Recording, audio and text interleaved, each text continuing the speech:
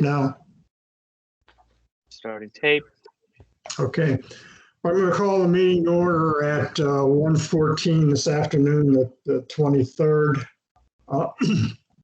In doing so, we do have a quorum, and we're working on getting a fourth member online.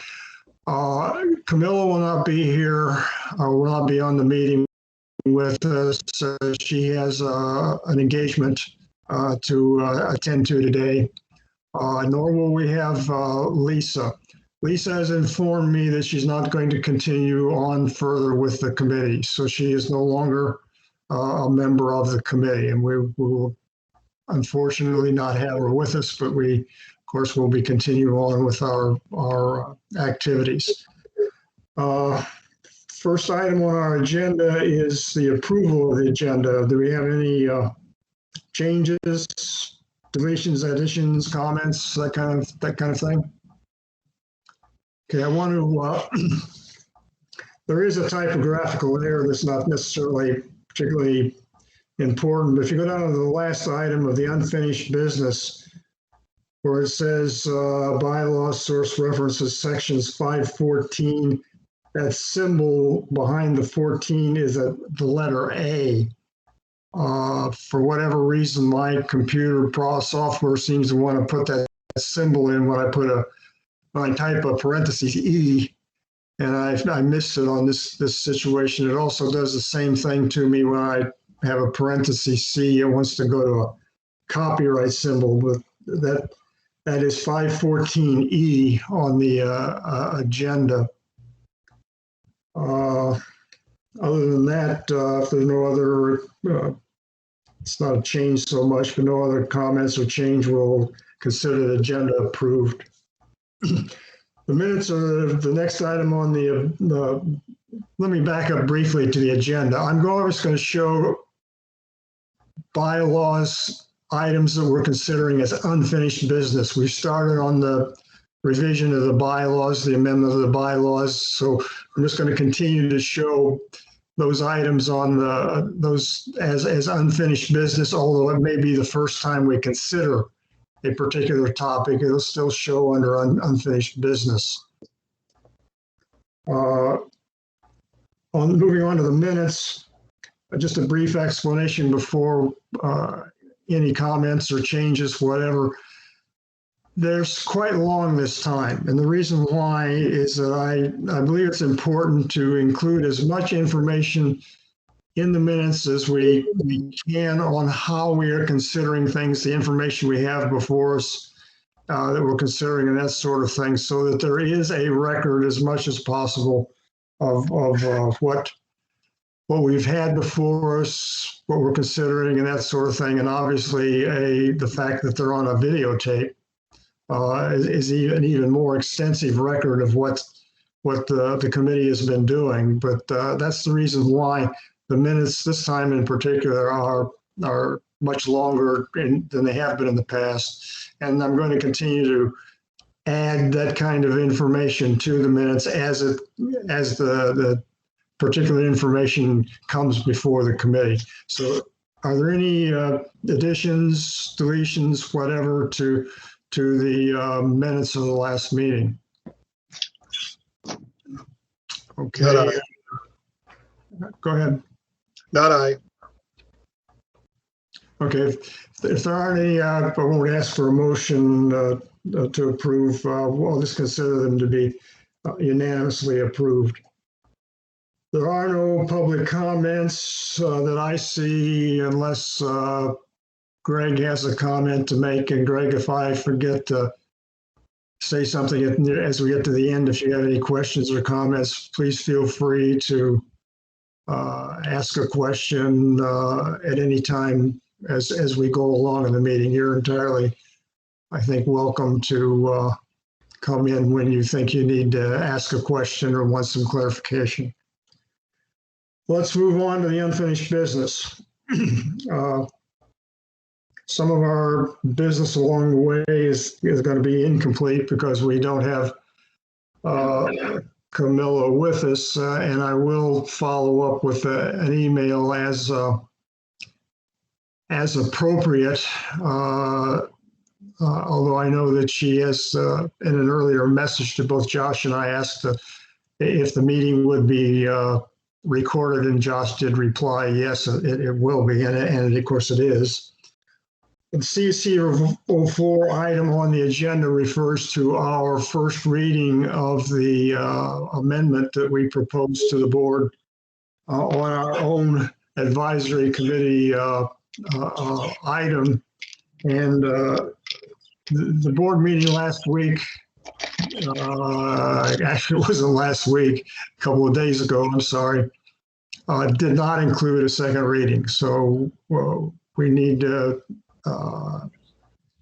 send a reminder, which I will do, that needs to go on the agenda of the next board meeting for a second reading and hopefully approval. The next item on the agenda is the search committee. We had an extensive,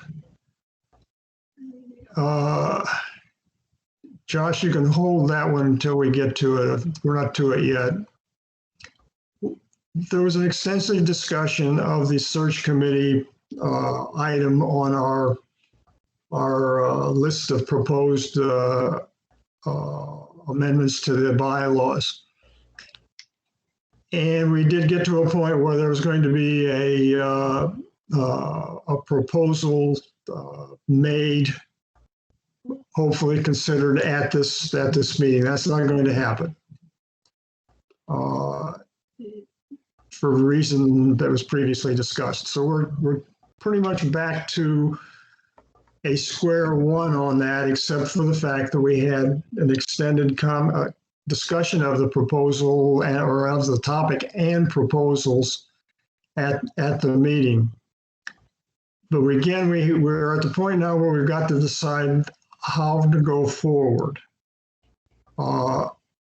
The actual proposal, as it came from the bylaws work group, and just to get us all on the same page, so to speak, it says, as the search committee is potentially no longer a viable requirement in the election process, this section should be removed and replaced with language that promotes advertising for candidates for the board, and goes on to suggest that maybe the elections committee would be could be involved in that sort of thing. No proposal at this point, as further discussion is required, and would be referred to this committee. As I see it, there are really two directions. One, propose that the bylaws be amended to take out a search committee and replace it with something, whatever, or to perhaps look for a way of making the search committee more viable than it has been. To a certain extent, I think the conversation last time went to the proposal of doing away with the search committee. And I'm going to suggest that maybe that's not the right approach for us to take. There are two different ways, at least two different ways, and perhaps only two different ways. One, eliminate the committee and figure out what to do next. Or two, do something about making the committee more viable than it has been. And I think we need to consider both proposals, and how to do that is if the committee is thinking in the same direction or has other directions to go, fine. We need to be in discussion. But if we're going to consider both proposal or two proposals or a third proposal, someone needs to be coming up with the proposals. I don't think we can effectively sit here and ultimately discuss as we go along different proposals. Anyway, I want to throw this situation out for discussion. We need to figure out how to go from here to begin to make progress on the search committee. it was anticipated in the beginning that this topic would be one of the more difficult topics for us to both get to and get through and get to some end. And I think it's proven to be the case. So anyway, I'm offering all that up for us to consider and figure out how we're going to go forward from here on this particular topic. Keith, go ahead. Remind me, is this one of the topics that the board committee came up with for us to take a look at, or is this something that we came up with on our own internally? No, this is something that the bylaws board work group came up with. What I just read was from their what it's titled, Summary for Consideration of Bylaws Changes. As a search committee is potentially no longer a viable requirement, etc. That is language specifically from the document we received from them. So, thank you. So having said that, and correct me if I'm wrong, but our job on this committee is to make sure that the documentation associated with this HOA is correct, does not have conflicts in it, and is legible and understandable, right? That it has proper language in it. I don't see it as appropriate for us to answer this question. I think what our job is to document the answer to this question. So in other words, I guess my position is that this should be a task for the search committee, whoever's left on it now at this point, to say the board has a question about the relevancy of this committee, and task the search committee with either justifying their existence as it is, and or making recommendations that then the board would ultimately approve as to how to improve it. And then we would just simply document that, right, and make sure that it was properly updated in all of our codes, correct? Yeah. Did I get in or not? There you go, Bob. Finally. Bob, you got a comment? Go ahead. I can't believe it. I signed in 5 minutes early, had a message on my screen, said you'll be advised when the meeting starts. Anyway. Just blame it on Josh. It's all my fault. I'm so sorry. Oh, thank goodness Josh reads his email while we're trying to sign in. my problem is I got two fairly old computers, but they're laptops and they have cameras and audio. My desktop has neither. Okay. Okay. Let me get back to Keith's comments. We did send out to the Communications Advisory Committee, the Elections Committee, and the Search Committee requests for comment on this topic. There were a series of questions that were sent to each committee, and each committee has in fact responded. Communications and Elections responded in a return email from the chair of the respective committees. The Search Committee filed a required Search Committee report. There's a M09, the Search Committee resolution. The operation of the Search Committee requires a report to be submitted, I think it's like 30 days after, or I'm sorry, the end of June, after the search process and the candidates have been determined. And they put their answers to the questions in that report. That report went to Larry Perrone, the president, who is the liaison to the search committee, and it had not been posted on the website. It is now posted on the search committee page of the association website.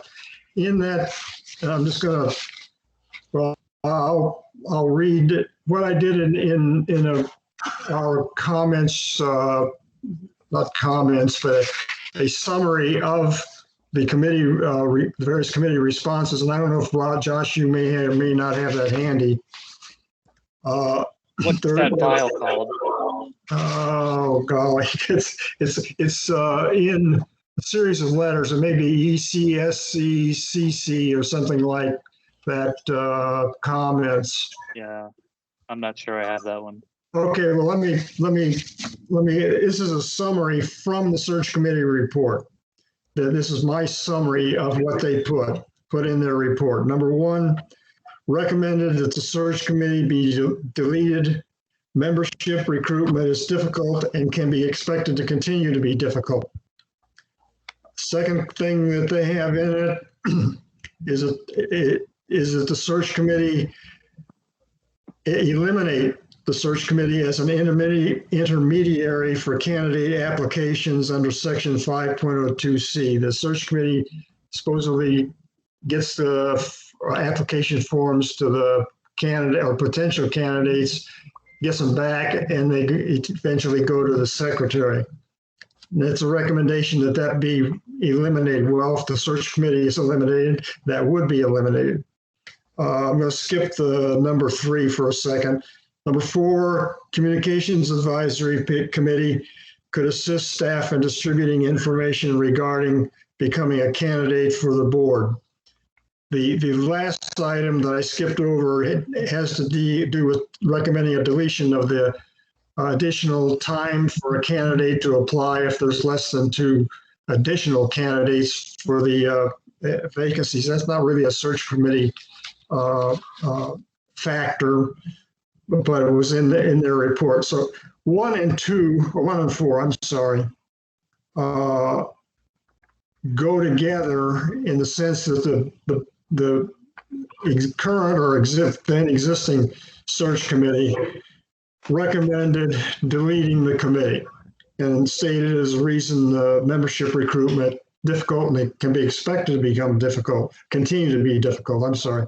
And then it went on further to say that the Communications Advisory Committee could assist in distributing information. Look, the Communication Committee response essentially said that it would participate, or could, or should, or would, I'm not going to try to characterize it, participate in that kind of an activity, but would not serve as a substitute for the search committee.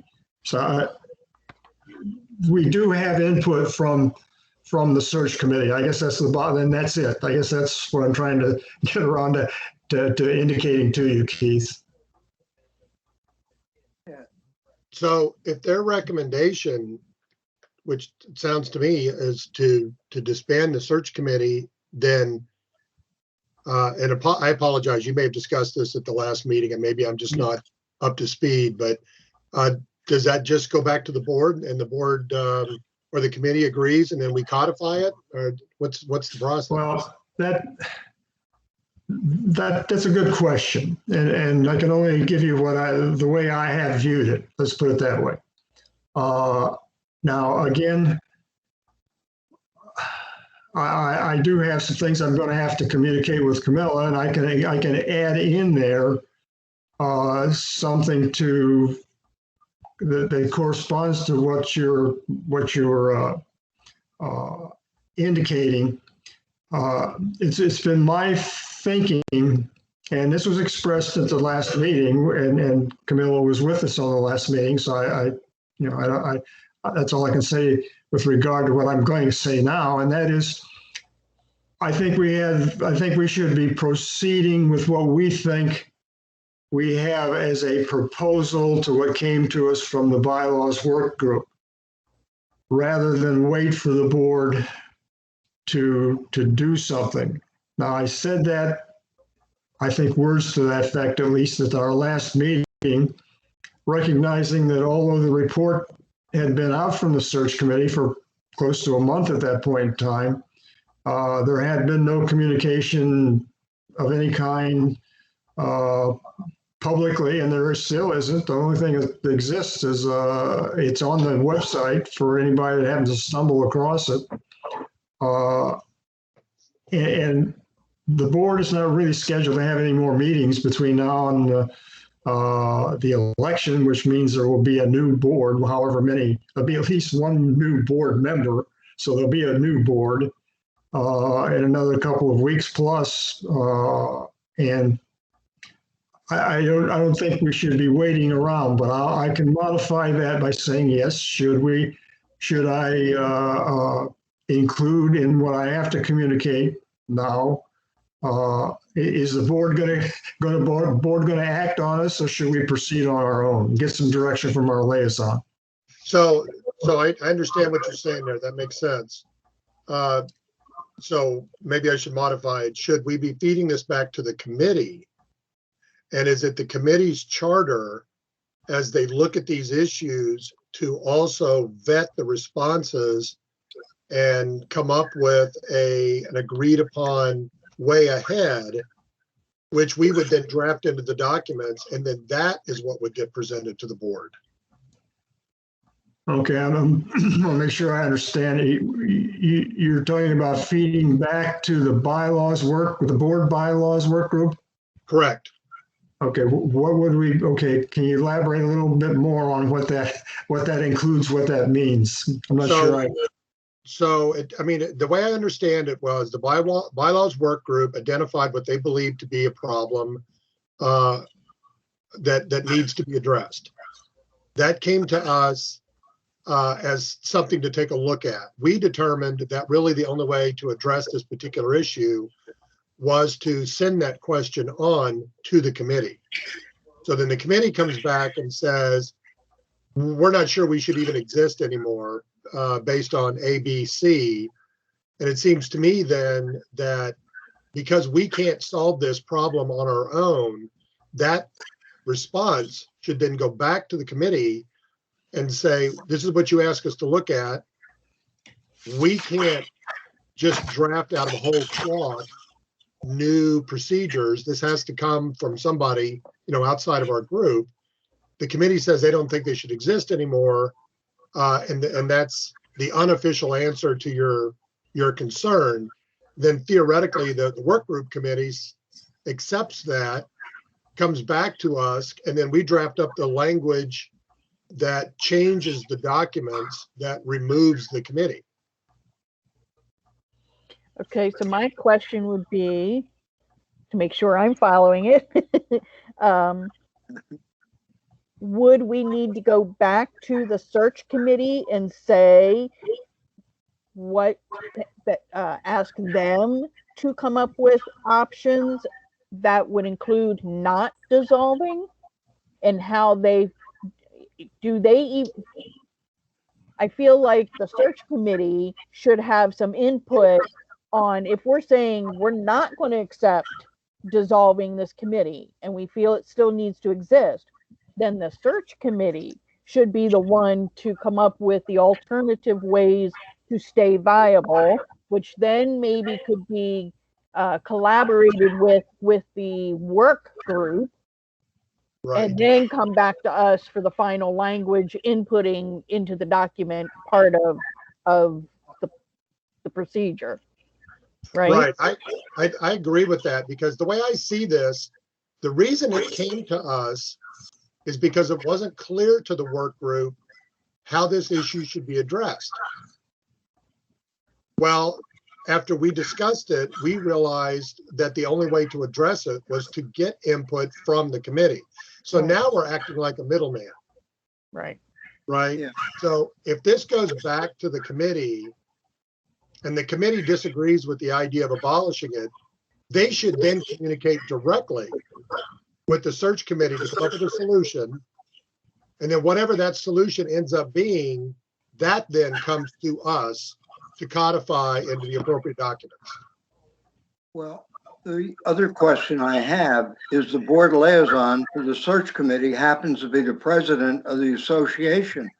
So if his committee is asking to be dissolved, he should really be in a position to take that action, because that's the responsibility of the board liaison.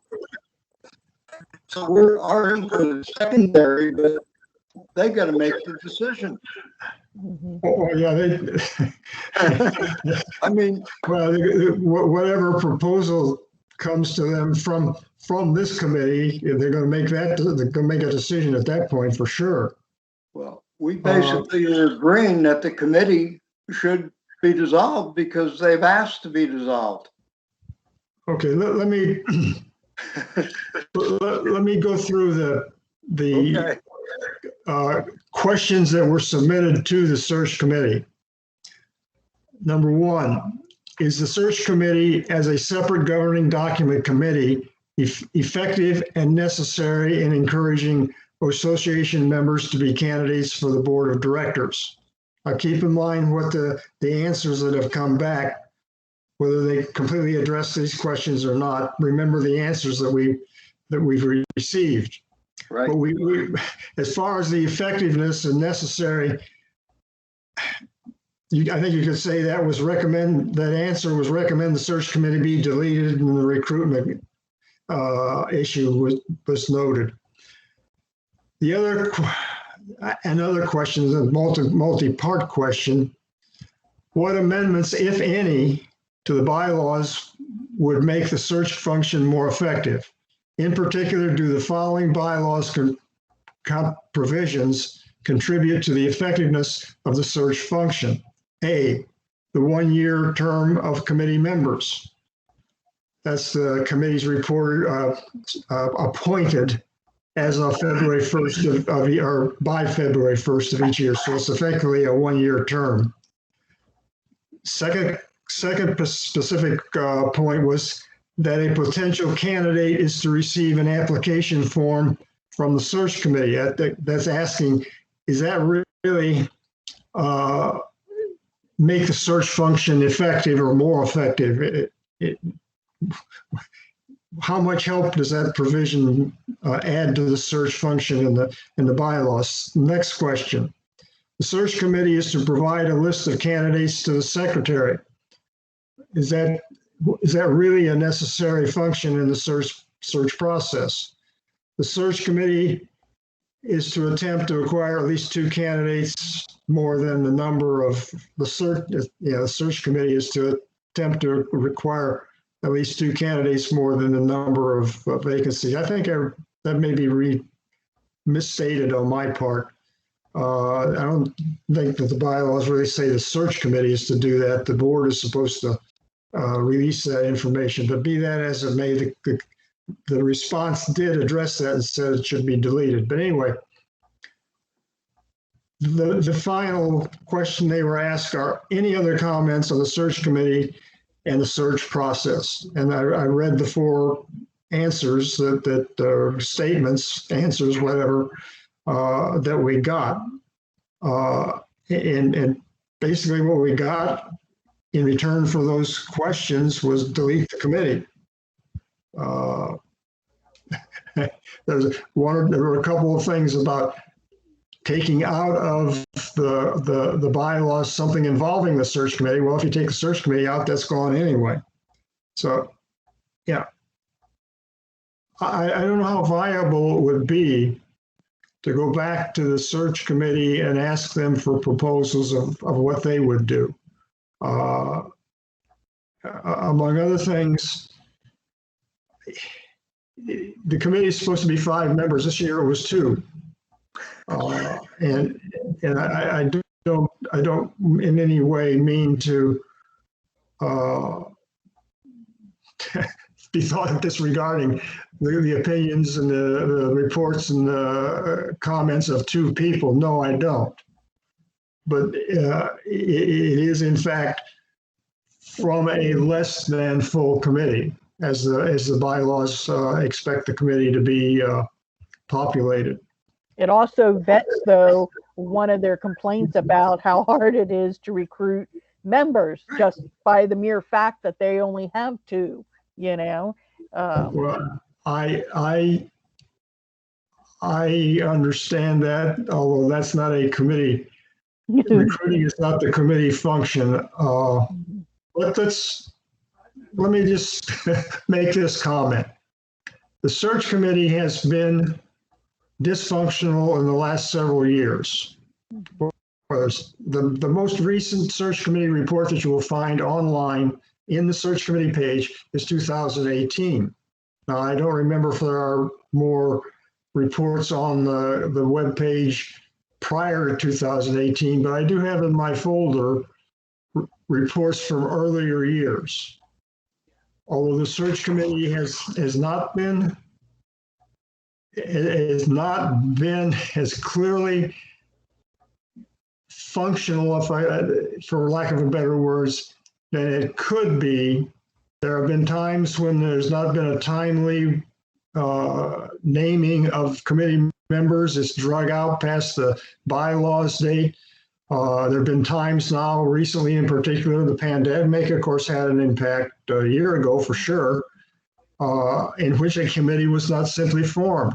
But there are also periods there have been search committees that have a documented, pretty reasonable, thorough job of doing the search committee process. And it's not impossible to be done, or it has not been impossible to be done always in the past, not always been impossible to be done in the past. And where is that responsibility? Frankly, it's the board and the president. I personally, and we're getting maybe a little off track here, and I don't want to be the one doing all the talking. I have no personal objection or disagreement with a search committee. There may be things that can be done in the bylaws to be done differently. There may be things that can be done different about the number of people on the committee and that sort of thing, and do it more like the elections committee, which actually comes under the C01 process of terms and functions and that kind of thing.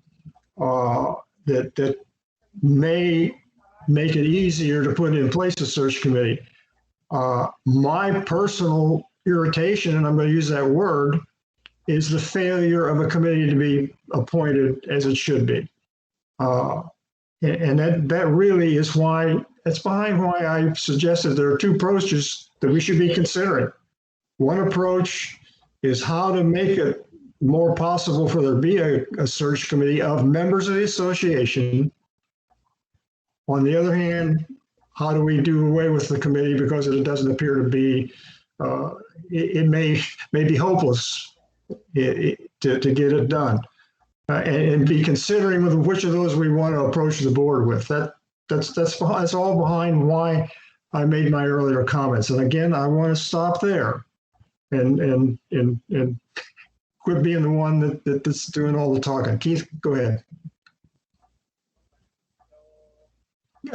Can't hear you, Keith. Can't hear you. Okay, how about that? Okay, gotcha. So then maybe the answer is somewhere in the middle.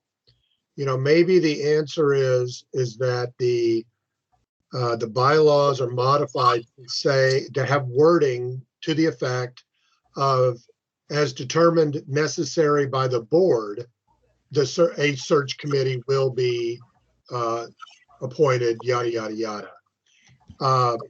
That would be part of it. And then the other part of it would be tweaking of the responsibilities of such search committee to make them effective or more useful, right? So if for some reason we're not getting people stepping forward to be candidates, the board could say, well, then we need a search committee. They could use that provision to establish one, and then hopefully go out and recruit more people. Or it's a good year, they got plenty of people stepping forward, there's no need for a search committee, and because of the language in the bylaws, they're not forced to appoint one. Well, I'd have to. Bob, are you going to? Yeah, one thing, if you're going to modify the search committee, I think, as we talked at the last meeting, it needs to include mentors, people that can really help and have worn those shoes and be in a position to answer the questions that aren't going to be in the Ocean Pines Academy. For people that don't live here and want to be a member of the board. There's a lot of questions there, and I don't think they could possibly put them all in the Ocean Pines Academy. The other thing is the communications department and the communications methods that are available today didn't exist 10 years ago when these bylaws were written.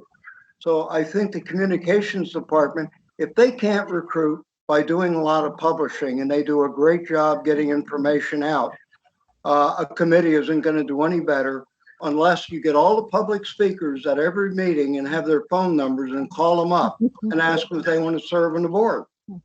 I mean, that's the only other way to recruit people that I can see, is people that are willing to speak up at the meeting should be willing to represent themselves on the board.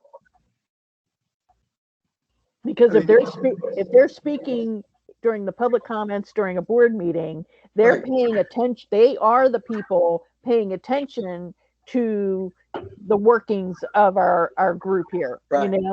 So yes, and they should be the ones to maybe then, even if they don't want to be a board member, be on a committee then to help, Sure. Instead of just complaining, and all of that.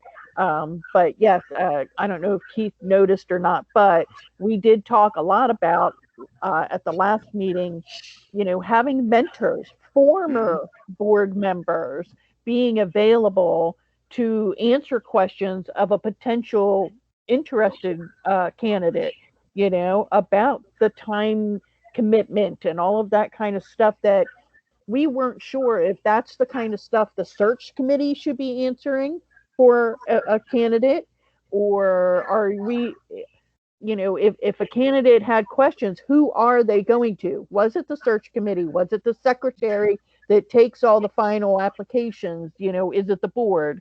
So if we could figure out the wording and the clarity of who that committee is, or who that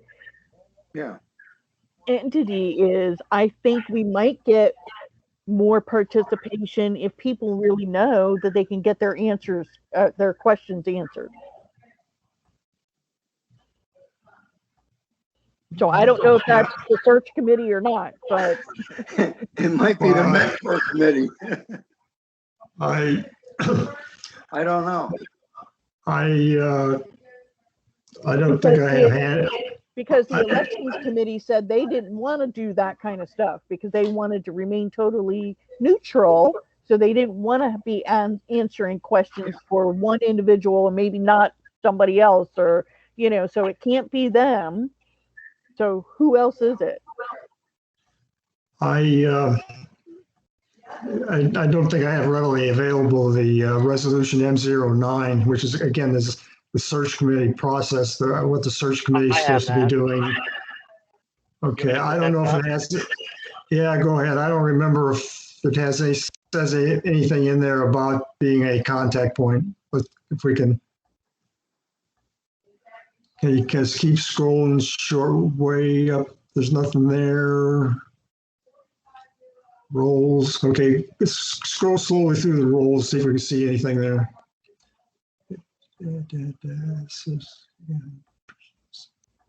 I guess I don't see anything there that's the role of the committee, stimulate interest, etc.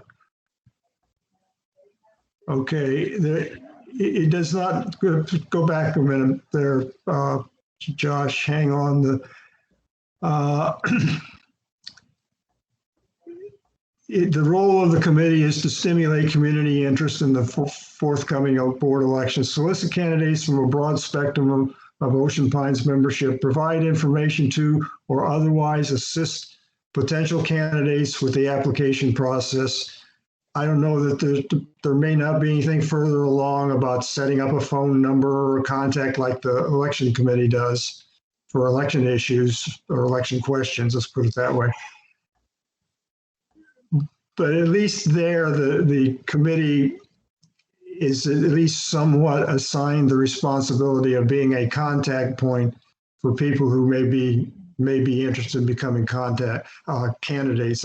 Again, I don't know that it was necessary for us to continue to scroll through this resolution to see if there's anything else said like that. But the search committee would be, or should be, I think, considered to be a contact point for questions a potential or interested party, let me put it that way, interested party has in becoming a candidate. Maybe there should be past board members on that committee. That will be a good criteria to add. Mhm. Who knows? Who knows the problems better?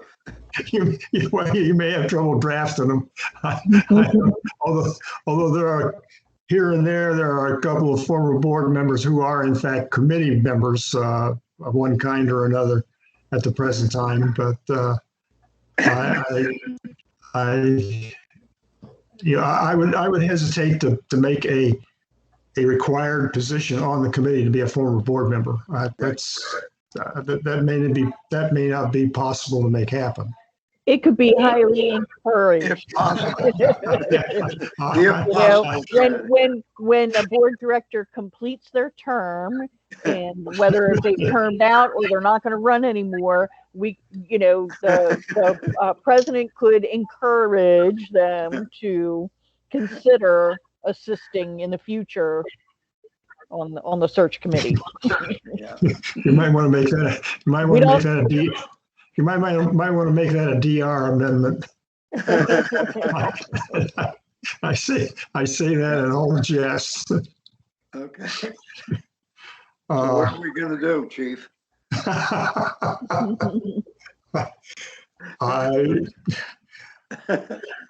Well, we need to come to a consensus on the next step. Keith, can you summarize what you think is our next step?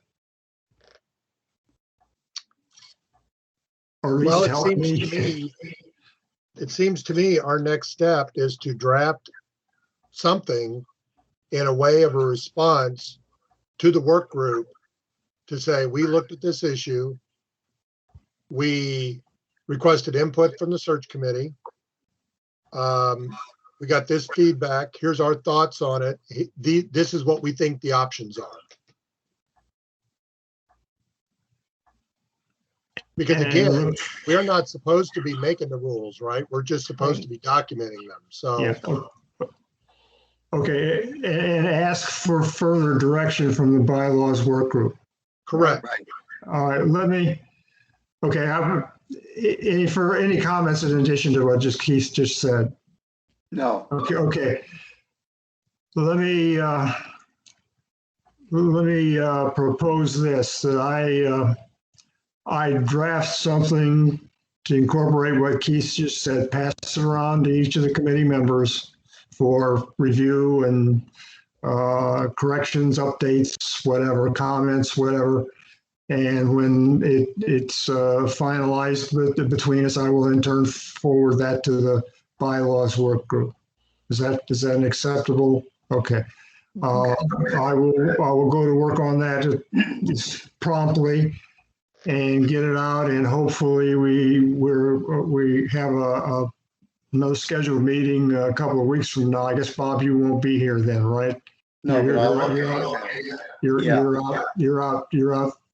Hopefully, what the intention would be for me to get this drafted, get it through you guys, get it back, get it finalized, get it to the work group, and have something in hand for us to talk about at the next meeting. That'll be the objective. But what happens. That'll be our objective as the next step on this particular item. That's a good process, is it?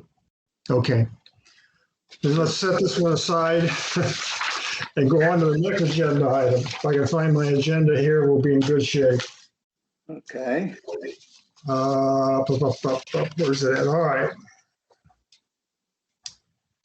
The next one is this eligibility clarification, and I want to clarify that I made a mistake in the agenda reference last time. This is what was intended and what I have given back to you. And if Josh has got it there, this is proposed revisions to sections 3.01C and 5.02 or 5.02A.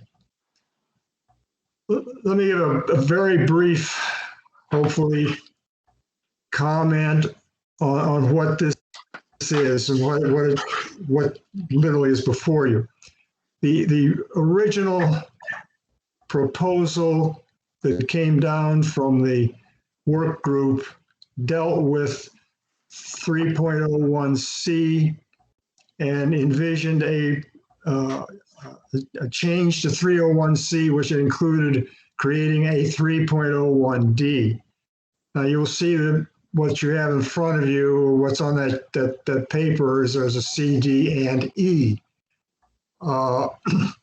First of all, the purpose of this proposal, or the problem pointed out by the work group, is the confusion of the payment of the annual charge being a prerequisite to the right to vote, and the confusion of that with the 35 days to become eligible to vote.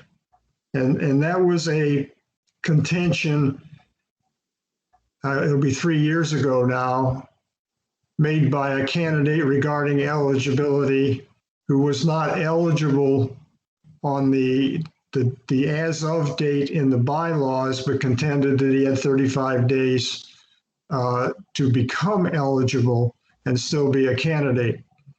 And this is intended to clarify the eligibility requirements. The proposal from the work group was to call out C, as you see it there, as a singular sentence in C.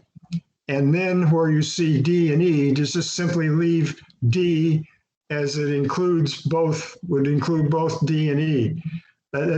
What that entails, that latter, not having a D, just have D continue on, that just simply means you're separating the annual charge payment from the rest of the provision, including the 35 days and the suspension of rights. It was my thinking that it was best to keep those three elements separate, not just simply create a C and then everything else included in D. Now, a reason for doing that is why I went on further to section 502A. And what I have shown you there, what I have proposed there, is to effectively take A, where it currently references back to 301C, which would today includes all of what's above, and that's that portion above there, to also separate out, so for clarification or clarity purposes, make sure that both the payment of annual charge is a prerequisite to the right to vote, but you also, in order to have your right to vote, you cannot have had it suspended by the board. I was concerned about leaving in 502A simply a reference back to C for an eligibility to vote, because the sentence that would it's not simply the payment of the annual charge, but it's also you can't have had your vote suspended for a violation of the Declaration of Restrictions. And I wanted to make sure, I thought that was important to make sure that that was included in candidate eligibility. The other secondary part of that is that with the proposed A, 502A, with the proposed A, those four items encompass the complete eligibility for a person to be a candidate to vote. Three of those are in fact in A, but the part about submitting, number 3, must timely submit the application form specified in 502C is not referred to in A. You have to make sure you're covering everything that is required of a candidate to be eligible. You've got to have all 4 of those elements. Only 3 of them are now in A. This revision would include all of the elements for candidacy in one place. That may be a minor consideration, but I think it's desirable not to have to skip around and places and pick everything up. I'm going to digress a little bit. If you look at Resolution M09, you will look at the end of it, and it says something about the secretary verifying eligibility, and it lists all of the eligibility requirements. And that was done simply in order to,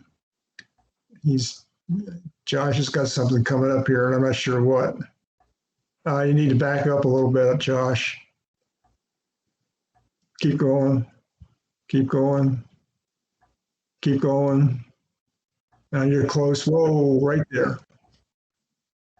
These items are the same items, only the May 15th item is in there that are proposed to be in A. The reason this was put there is to put in one place where the bylaws don't, put in one place that how you determine eligibility. That's background. It's kind of beside the point, irrelevant. That is my explanation for what I have put before you as a proposed revision, not only to 301C to clarify, to separate out the 35 days from the prerequisite to right to vote, as well as secondarily to bring all of the candidate eligibility requirements together in one place in 502A. Anyway, that again, what I had hoped to be a brief explanation of what I got before you turned out to be maybe a little bit of a longer dissertation, and I open it up, please, for comments. I just looked at the bylaws, and what you're proposing makes it very clear, and I think eliminates any misinterpretation in both cases. Okay. And if I could very quickly interject something here that maybe, Keith, you weren't here at the last meeting. I don't think we are necessarily looking for an absolute final, this is a proposal as we go through these. We had the ARC item consideration last time. Maybe I'm thinking of the wrong thing here. But as we go through, okay, we had the maximum votes, that maximum number of votes consideration, and we had the agreement that that's a good proposal, but it is subject to a formal vote at some later time. We've agreed that it's, and I think the minutes say that, again, I'd have to get them out and look at it. That's what we agreed, that's a good proposal, but we have not literally finalized it. And the same thing applies here. I don't think we need to look for motion to approve, seconded, discussion, yeah, and go from there. We can do that. But at any rate, I got myself back in the comments here. I want to get it back out. Oh, let's get back on to talking about the proposal.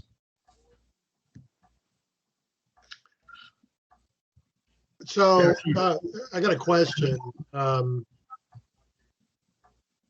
The proposed revision to 301C, C and D, one says you got to pay the annual payment, and the other one says it's got to be paid 35 days prior. But in that other document, that M9 language, can you go back to that real quick, Josh? M9. Oh, yeah, right there. It says unpaid charges by May 15th of the election year. Are these congruent, or is there a disconnect here? Yeah, that's a good one. I'm not, Okay,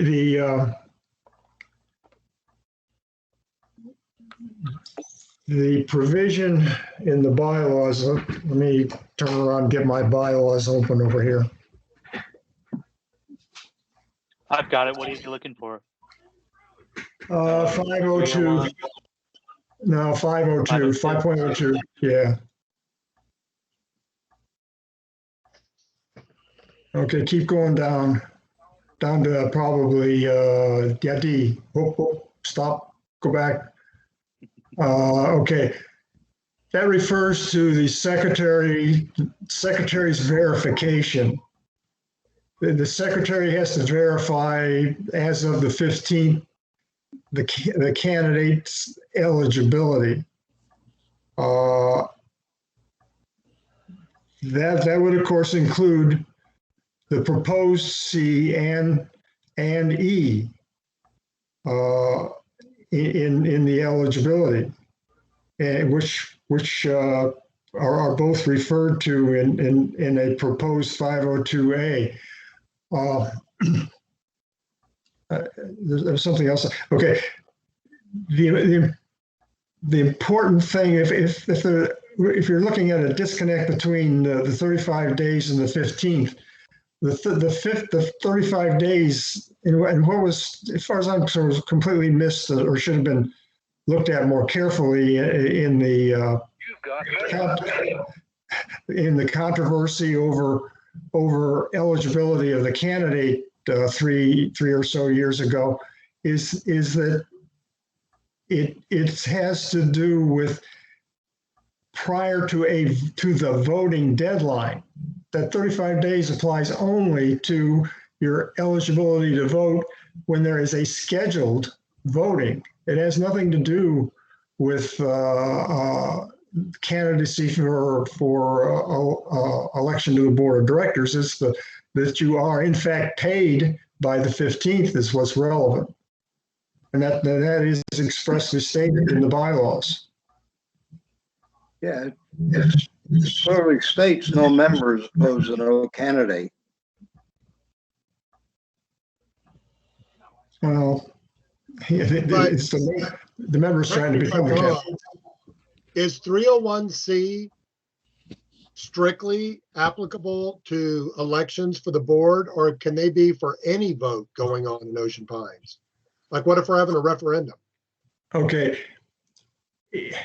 Well, if you have a referendum, the 35 days thing still applies. But if there are, I think it was my maximum number of votes, I had sent around a discussion of the current bylaws. You can find in numerous places. I think it's somewhere around 10 or 11 different places in the bylaws where there is an eligibility to vote being a requirement.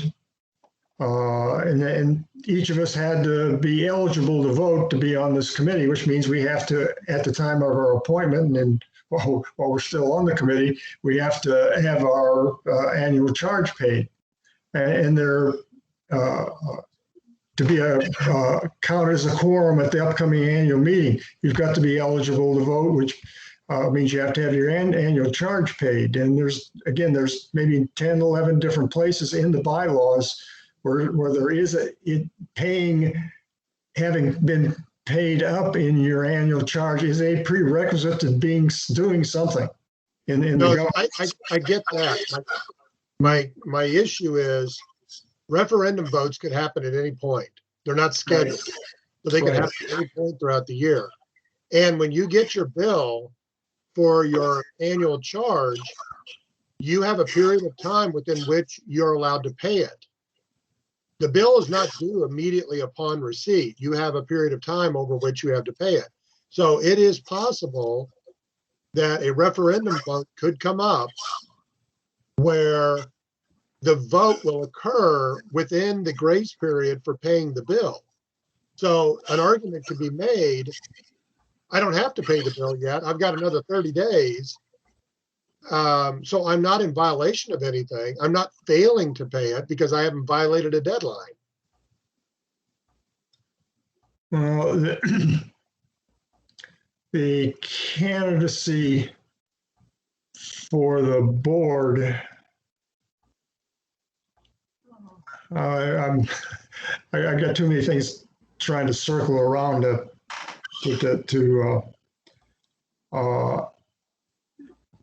on the annual charge for every year is due on May 1st. If I want to be a candidate for the board of directors next year, and on May 15th, I have not yet paid my fiscal year annual charge due on May 1st, I'm not going to be an eligible candidate. No, I understand that. So 301C is eligibility to vote, correct? Not it. Well, it is, yes. Yeah, so 301C says this is who gets to vote. Okay. And so I'm questioning it under that context, not under the context of a candidate for the board. I'm just questioning that 35-day thing. I know we don't have a lot of referendums, but I mean, it's possible that we could have a referendum that would conflict with that. Well, it didn't occur with this last referendum, but the scenario I'm going to get to did not occur with this recent referendum. But the eligibility to vote in the referendum and the actual vote deadline coincided with the same, or were in the same fiscal year. If the referendum had crossed over the May 1st date, the voting had occurred or was scheduled to occur after May 1st, you could have had a situation, or probably almost certainly had a situation in speculative. I have to understand. You certainly could have had a situation where you would have had people eligible to vote in the referendum, but with regard to anything happening in fiscal year, the new fiscal year as of May 1st, they would not have been eligible to vote, or their status would have been unpaid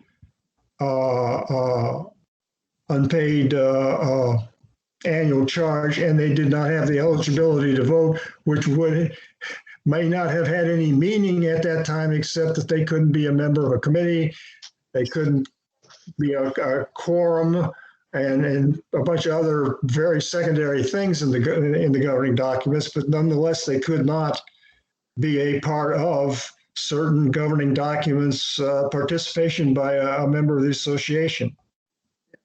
You could have that. You could have had that situation. And I hope that we in any referendum we'd be careful of that, not to cross over the eligibility date and then cross over a fiscal year, but that's to be determined. So any referendum that would occur between May 1st and May 15th, assume the deadline voting date is the 10th. Does that mean the person's vote doesn't count if they didn't pay this year? No, the eligibility would have been computed 35 days prior to the, let's take the 15th, for example. The vote deadline, May 15th, that would be the 35 days. You'd get back to what it would be April 10th, 20 days, or not, 35 days would take you, I guess, to April 10th. The cutoff date would be April 10th. So everybody eligible to vote on April 10th would be eligible to have their vote in by the May 15th, but still not paid between May 1st and May 15th. They would literally, in that fiscal year, not be eligible to vote. Now, that is my reading of how it would work. Perhaps someone else would have some other view of it, but if you have 35 days prior to the vote to be eligible, and you are in fact eligible 35 days to eligible to vote in that referendum, and the date happens of the deadline for votes being counted happens to be a new fiscal year, you haven't paid by that vote deadline, you're still you get your ballot and you send it in, you were eligible, they got to count it. So I guess let me ask it this way. Why is this 35-day thing in there? I'm not sure I can answer that other than it you have to have a record date of eligibility for the vote, and they set a 35 days. That would be similar to the record date of someone who owns equity stock in a company, and there's a shareholders meeting that's going to have votes in it. There's a record date set. That's the same thing that's been done here. The equivalent. That's my view of it. Well, I wonder if the reason for that 35 days is because prior to electronic database kind of systems, combing through the records and figuring out who paid and who hasn't paid was a manual process that took a while. Because today, assuming that our software gets up to speed that we're using, you could push a button and within minutes know who's paid up and who hasn't. You could literally put the eligibility date the same day as the vote. And then just eliminate any concern over this, the timing of this issue. It just seems unnecessarily available for controversy. Mm-hmm. Yes. Well, I can't say without a couple of minutes further research. The 35-day provision was in the prior bylaws, meaning the bylaws prior to 2008, and I can figure out how, at least partway back in history, as to when that provision was put in. Without looking at that information, we're not going to take up the time to do it. I feel it probably goes well back in time. It's not just something that was added. The most recent amendment to the pre-2008 bylaws was in 2000, and it had nothing to do with the 35 days. I'm just going to guess that the 35 days provision goes back. It certainly goes back at least 2 decades. It probably goes back much more than that. But that's.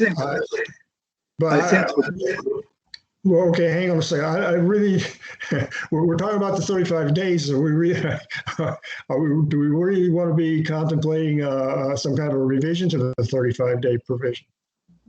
Bob? We haven't been asked to, so that doesn't mean we can't take it on. Yeah. Well, like you said, we should look at it. But my concern, going back to what Keith said, technology has really changed since these bylaws were written. And I think you should have to be paid by the date of the vote for the vote to count. And if by leaving it at 35 days, you're going to have somebody challenging it, and you got lawyers give you an opinion, a judge makes a decision, and it costs money to get to a judge. I clean it up. Well, I kind of doubt that there's. But why does it need? I agree, because technology, I mean, in my PTA world, all I have to do to have somebody vote is make sure they've paid their dues. And I can pull up my roster right then and there and say, yep, you're on my paid list. You know what I mean? So maybe, I mean, if you have to have a deadline, if you really want to put a number in there, make it a much smaller number. You don't need over a month to give people, because 35 days is even more than a month, you know what I mean? So I mean, if you really feel like, okay, then you need to have it with 1 week of the vote so that people can pull up Yeah. that 7 Okay. days, Excel 3 file or days, pick a whatever. number. But yeah, something that, but it does not need to be 35 anymore. And Okay, guys, let's take a broad look at this. The 35 days can very well be in there because of our method of voting. We vote by mail. And, the ballots have to be mailed out and then they have to be returned one way or another. They can mail them back or take them down to the police department. But that has to be taken into consideration. Now, if this isn't same day registration, for example, that's maybe a kind of a wild comparison, but you've got to take into account the method of voting. And right now it's mail out, mail in, or truck to the police department, whatever. And that's where 35 days comes in. Yeah. The 35 days comes in getting the ballot to the voter and the ballot back to the counting. But the thing is, if you mail the ballot to somebody and the ballot came back and they haven't paid, they throw them to the side. right. They don't count. They haven't paid them, the ballot is void. Okay, but there is no code or homeowners association or governing documents for OPA that says it has to be an anonymous vote. But what you're getting into there is actually identifying the voters as the ballots are brought back in, and I'm hesitant to think that would go very far. I don't know what's going on. I haven't seen the what was there was some discussion before we actually went on the meeting. Apparently, there's a release from the association regarding The envelopes. the ballot, the envelope and the ballot, whether you can see through the envelope and see the ballot and how the ballot's marked. When you get into this verification of whether somebody's paid or not, you're in the same kind of thing. Well, I'm not sure I agree with that, and here's why. The envelope has your property lot number on it. Oh, I agree. On the back of the envelope is Right. your property address. So when they get your envelope, before they open it, they look at that address on the back, and it gets marked off of a list saying you voted, Right. and then whatever's in the envelope is taken out, And put it in counted, another and the pile. envelope Right. they're separated at that point. So when they're validating that I got one envelope per one address, they're not exposed to the ballot. And once they are exposed to the ballot, they're no longer looking at addresses anymore. So they're still doing that to this day. They're still looking regardless. So if the list that they had for all the properties in Ocean Pines included an annotation about whether or not they were paid up, then before opening the envelope, which I understand is what happened at this last election, is that there were some people used the wrong envelopes, didn't have the address on it. So they didn't even open those envelopes. Those envelopes were set aside because they didn't come from a valid property that they could confirm. So I still think that they're doing that process today, comparing it against the list. The list would just have a new piece of information on it, whether or not they were updated. But before we go much further with this, the basic question you were asking us, Jim, correct me if I'm wrong, is the suggestion that D be combined with C as one entire paragraph, correct? No, I'm suggesting they be separated. If So they're currently combined into one paragraph. that's right. What is shown on that sheet? I don't know if Josh, you can put it up again or not. Yeah, yeah, okay. What is shown as separate C, D, and E, you just eliminate the D and E and all that runs together. That's what the current provision is. One simple sub paragraph, starting payment of the annual charge and ending with at the end by the board of directors. That all runs together. Each of those sentences run together as a sole paragraph. That's what's current. Now the bylaws work group suggested, recommended, whatever, however you want to phrase it, taking C and starting C or leaving C as simply the sentence that you see there now, and then continuing with a new D that included E, did not have E in it. It just took E and put the voting rights sentence at the end of the level levied by the association in what I show as a D. All the bylaws work group has suggested is separate out or C as the simple payment of the annual charge, and then leave the rest of the payment as okay. I got it. Yeah. Okay. Could you go back to M9 again real quick, please? No unpaid annual charges as of May 15th of the year of election.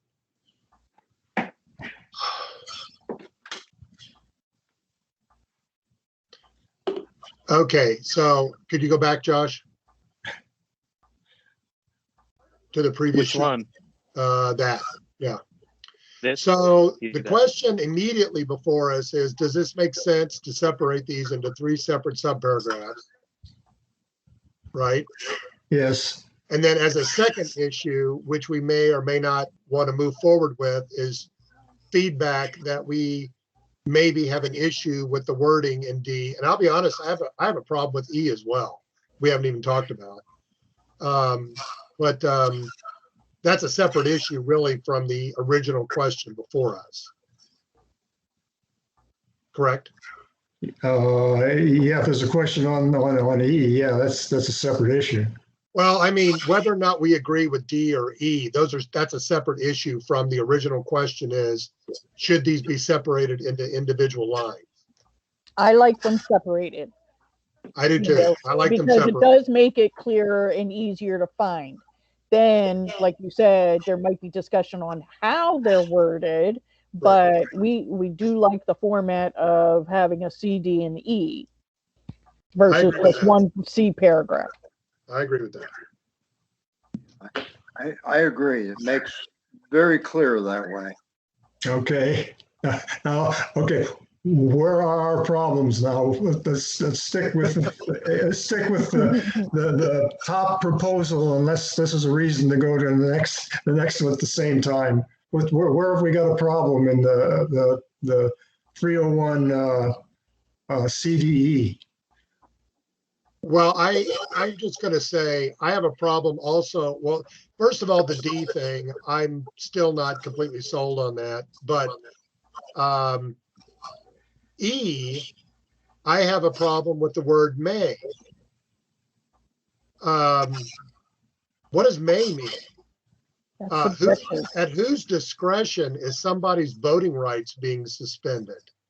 And what metric is being used to make that decision that could be legally uniformly applied to anybody in Ocean Pines, such that somebody would not have a legitimate complaint? That sentence just seems like it's rife with lawsuit written all over it. Well, okay. I'd have to double check the declaration of restrictions. Those that, I guess it's one complete sentence. That sentence may be verbatim what's in the Declaration of Restrictions. That's a Declaration of Restrictions provision. I think it's also, of course, in the bylaws, but the origin of that is the Declaration of Restrictions, and it could very well be verbatim.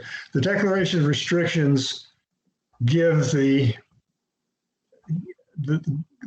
board of directors the authority to suspend the voting rights of a member, or I'm going to say this wrong, the rights to use the amenities of the association because of a violation of the Declaration of Restrictions. And when I say suspend the amenities, that may not be quite the right terminology. For example, that would include, for example, if a person has a membership, course membership for the golf course, that right to use that course membership could be suspended. Now, you could not suspend the person's right as a walk-on, like any other person walking on not walking on the course, but walking in and paying the outside green fees. Yes, you could not stop that, but you could suspend the right to use the whatever it is, $1,500 a year membership. I don't know the exact dollar number. Where you get the card fees, and or you may not get the card fees, but you get the greens fees and whatever fees, that 1,500 or 16 or whatever the number is these days. You can suspend that. Those would be that, and the vote is a bylaws provision, and there is no. To use the term metrics, that's what it says. It doesn't say, it doesn't give you conditions and how and whatever and so forth. The only thing I can add to that is that I do not know of any incidents in which, in my experience, in which that's been done. There may have been some presumption, and maybe it's a continuing presumption with a legal opinion authority behind it, that if you declare it has to be a continuing violation. Let me say that. If you declare it a continuing violation and send it to the attorney for further action, the thinking may be, well, I've declared it a continuing violation. That means I suspended their vote. Right. So that's. I don't agree with that. I don't agree with that, but that the actual, it's a continuing violation, and it also suspends your vote. That I know, I'm going to have to say, I do not think that has occurred in those exact process by the board. So if in our documents, there was language somewhere that said, if the board was going to suspend someone's right to vote, this is how it would happen. A, B, C, it would lay it out very clearly. This is what they would consider. This is how they would make their decision.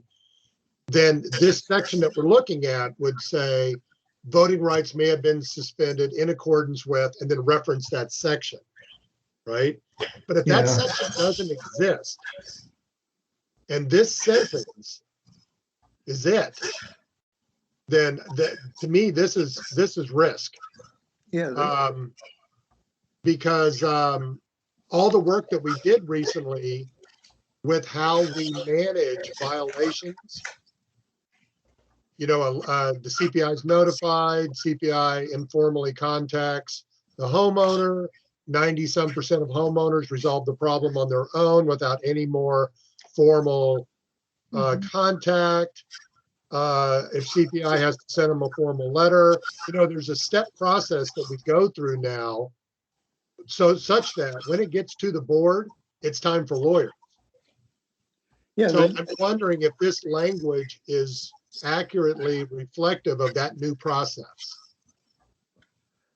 Isn't there a big difference between the word shall and may? Well, that's my Shall concern. be suspended. May is questionable. Shall is an action. Well, Right, that's my concern, is the word may. Well, Because A means somebody's making a decision. And Right. so then the question is, who's making that decision to take Well, it's- somebody's vote away? it's the board of directors. And then the question would be, based on what? Well, Josh, is there any possibility you can bring up a declaration of restrictions? It's not going to make much difference which one you bring up. Yeah, just Yeah, give me a you- minute. You can bring up mine's section 16. It's not going to be different. I mean, I hope I'm just not missing the point here, but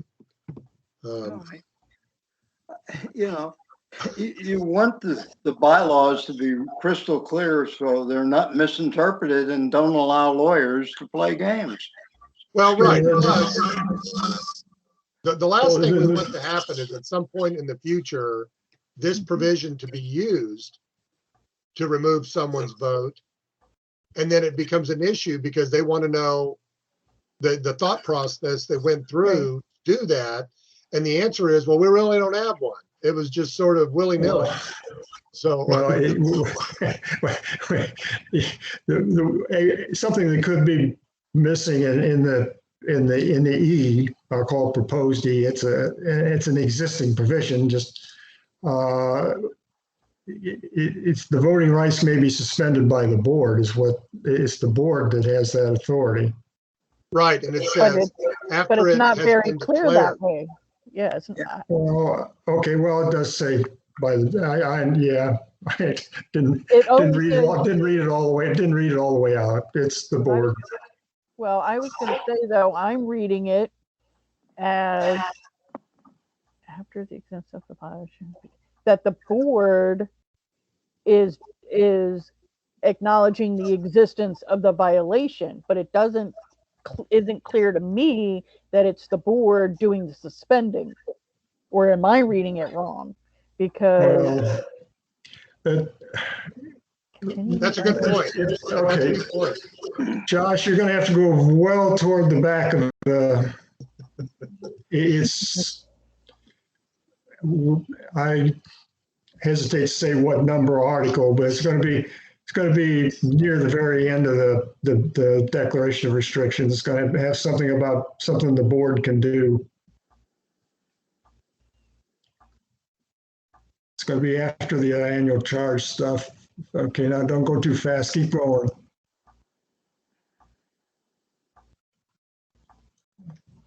Okay, keep going. Yeah, we're not there yet.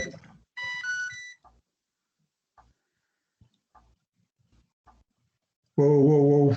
Wait a minute. Maybe this. Back up a little bit.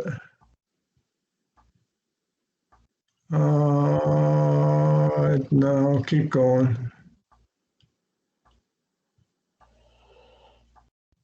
Let's keep going. I'm sorry.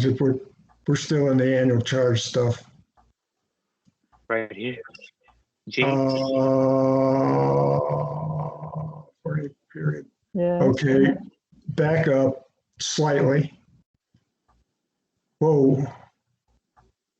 The board of directors of OPA shall have the right to suspend the voting rights, if any, and the right to use of the streets in the subdivision and recreational facilities of OPA of any member or association member. Now the next page. But they're using the word shall have the right. For any period during which any OPA charges, if any, assessed under the paragraphs of the annual charge during any period of any continuing violation of the restrictive covenants of the association subdivision after the existence of the violation shall have been declared by the board of directors. That is where this provision comes from. It's obviously not verbatim in all respects, but I think it's clear that it's the board that's given the authority to suspend the vote. In this case, after a continuing violation has been declared. Now the assessment payments issues is covered otherwise. It doesn't have to have a board vote. But if you can back up again to the beginning of that, whatever it is, I guess it's GH, the board of directors shall have the right to suspend, etc. Right. So then I would prefer if E referred to this section. So Okay. voting right of any member has been suspended in accordance with the declaration of restriction section that we just saw, Okay, instead of all the rest of that. Because all the rest of that The makes it problem sound like is this the is a standalone declaration issue. number will be different for each section though, right? yeah, the declaration number would be different. The paragraph number may be different as well in some cases. It could add on in there in accordance with the declarations of the various declarations of restrictions. Yeah. Right. There Yeah, it is. yeah, the voting rights of a member. Let's see, proposed revision to section. The voting rights of a member have been suspended in accordance with the applicable declarations of restrictions. Yeah. And then somebody would have to go look that up and see what that means. But But yeah, at least it gives you a reference. Mhm. well, yeah, And because the- it makes the it sound May like this is a standalone authority, and I don't think this is a standalone authority. No, it's not a standalone authority, but it clearly is not. So that was the issue that I had with E. Okay. All right, I got a note on that. Where else are we on this particular item? Is there any question between the word shall and may? I mean, may is questionable, shall is absolute. Josh, can you flash that back up, the DR again? Yep. Those say shall.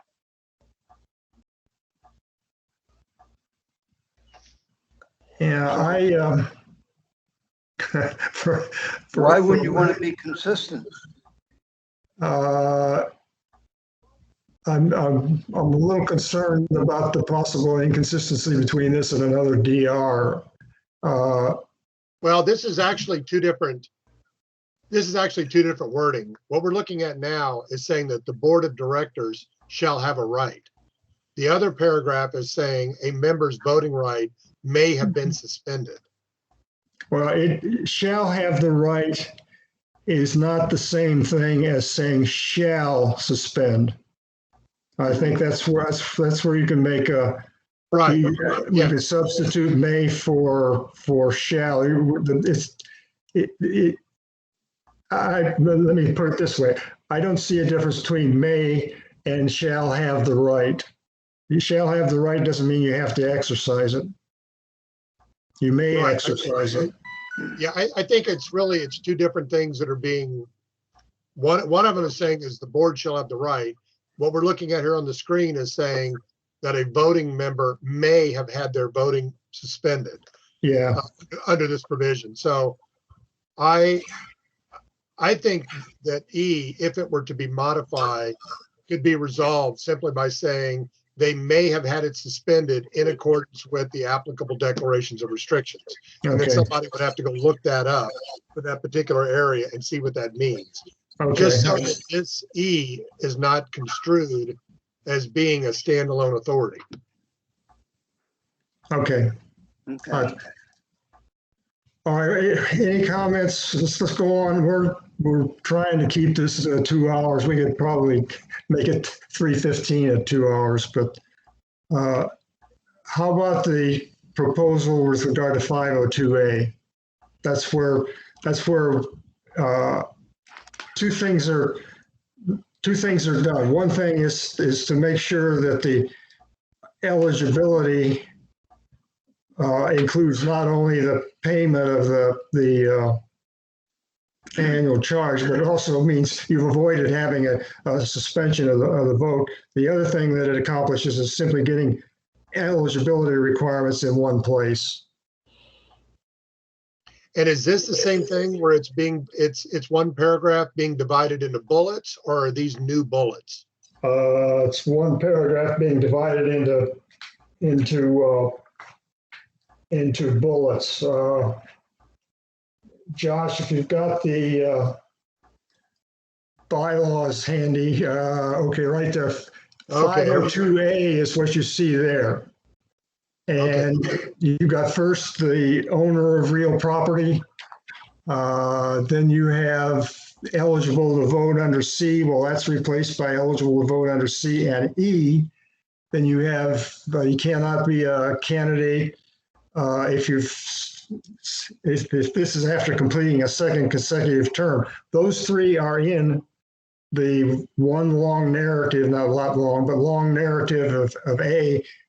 But added to it in bullet form is that filling out the form, which is now in 502C. It recognizes that you have to fill out a form that's picked up in 502C. So that puts it all in together in one subparagraph, each of the candidacy requirements. I have no objection to that. Okay. No, looks good to me. I'm good with it. Okay, going under what we've gone before, what we've done before, we'll take this as our consensus, agreed upon proposal, and it will be subject to a final official motion and second and discussion vote at a later date. All right, I'm looking at the agenda. The next item on the agenda is the supermajority. I sent out, and this has been also, this is the second time for it, a data of the most recent referendums that I had reasonably reliable information, at least for consideration in this. And let me, for background, this is a proposal to add an additional requirement to the approval of a referendum. For a referendum to be approved now, the yes votes must be the majority of the votes returned. What this proposal would do is add a second requirement, is that the yes votes returned must equal or exceed a stated percentage of the votes eligible to be returned. Now there's two parts to that. That adds an additional requirement to the standard majority of returned votes. Yes, it's approved. This means not only must there be a majority of the returned votes yes, but that number of votes returned yes must equal or exceed an established percent, with the established percent having been decided and in the bylaws. That's what this proposal is all about. And what I sent around was a summary of what's on the screen here. I need to watch what's being posted. Mm-hmm. This is just simply the information that I could put together of the last, this turns out to be last 5 referendums. I think 2005 is as far back, I'm sorry, 2002. The Steen development referendum was in 2002. Some of the information had to be estimated, and that was the total votes eligible. Subsequent to the first go around on that data, I did find the actual eligible votes for the yacht club referendum, and that's indicated in red along with a note that says the difference was only 10 votes, and that didn't affect any other data. That is simply there to provide information. In particular, it gives some information on the percent of the yes votes as a percent of eligible. Recognizing again that, and there's a couple of them that the eligible had to be estimated. I think the eligible estimates are probably pretty close, but that's just me.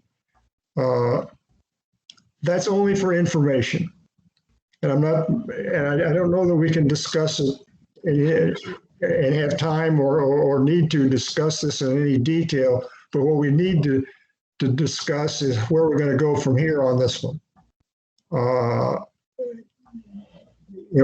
What more do we need to do to be able to discuss this issue intelligently and come up with a proposal or agree to come up with a proposal like this, and in particular, what would be the percentage, or say, on the other hand, we really don't think that this should be proposed.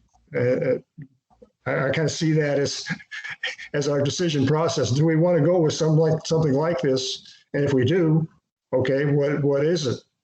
If we don't, then we got to declare that. So the separator now is, okay, how do we go? What do we do to get to that kind of a decision? To go, no go sort of thing.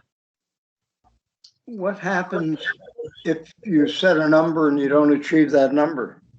The proposal in the referendum fails. Let me rephrase. So in other words, if you set it at 30%, you looked at what happened with the last bylaw revision, they wouldn't have been revised. Yeah, and another way of saying it, if you set it at 35%, the most recent bylaws revision regarding capital expenditure would not have passed either. Yeah, so Yeah, depending. I've got a concern with 1/3 of the community making decisions for all the rest of the community. That didn't seem right. And that's the reason for the proposal from the bylaws and, the bylaws work group. Yes, that's the reason. There's also another consideration in there, and that's the the percent return. I think can also be kind of equally important. You see some very close votes in a couple of places. The Steen proposed development, which is still active. The referendum was in 2002, and there's still, as far as I know, an active consideration. There turns out that's what, like 10 or 11 vote difference, and the percent approval was something only the percent yes of return, something around, I think, 35%. I've got my copy here somewhere, but I'm not going to drag it out. We have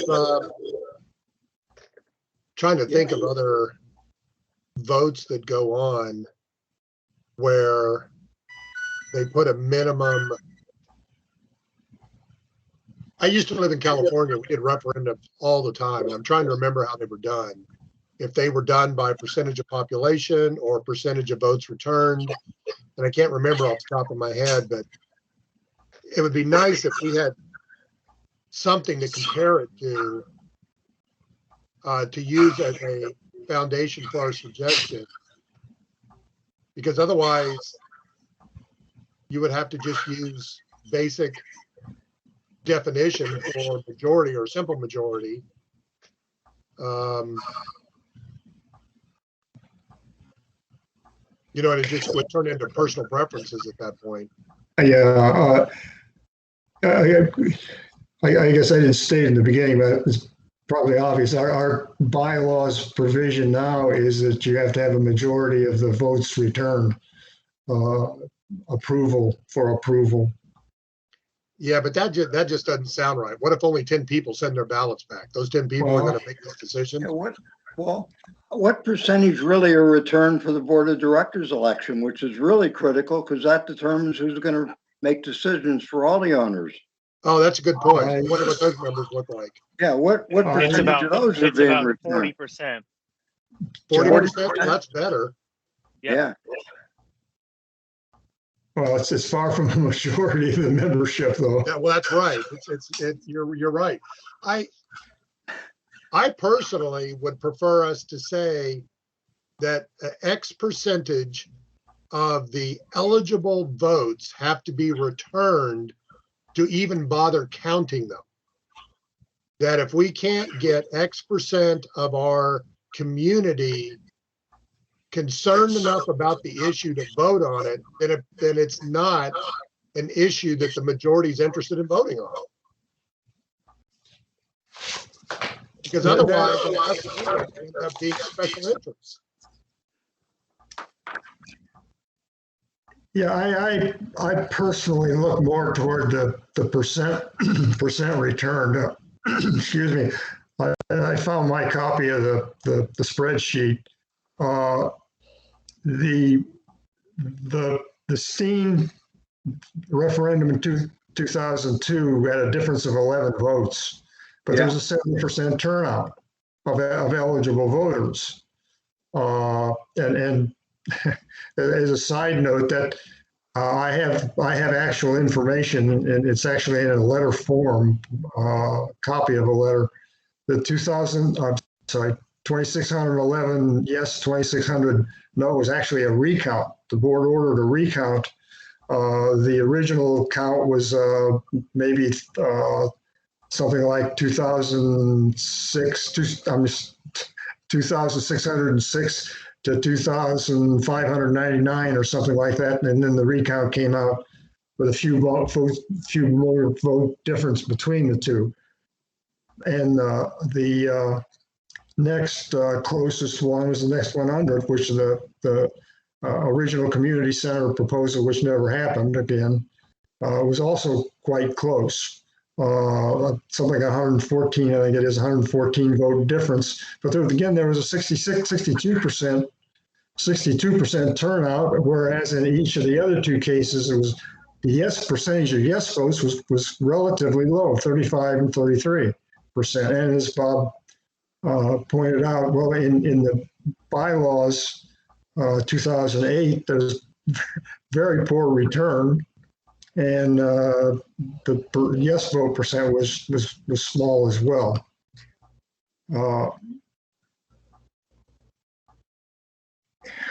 Okay.